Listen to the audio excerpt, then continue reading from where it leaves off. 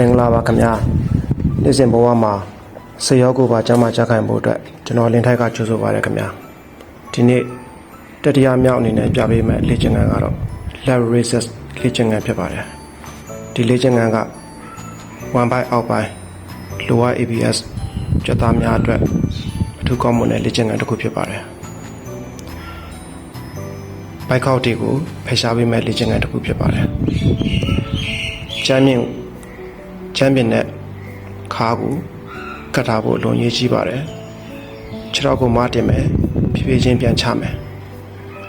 ရှေ့ဖနောက်ချမ်းပြင်နဲ့မထိခင်ပြန်မတင်ရပါမယ်12ကြိမ်လုပ်ပါမယ်စိတ်ရှိရင်နဲ့တီးခန့်လုပ်ပါမယ်နော်နောက်တစ်ပုံမှပြန်ဆောင်ကြပါမယ်စိတ်ရောကိုယ်ပါကျန်းမာပျော်ရွှင်ကြပါစေ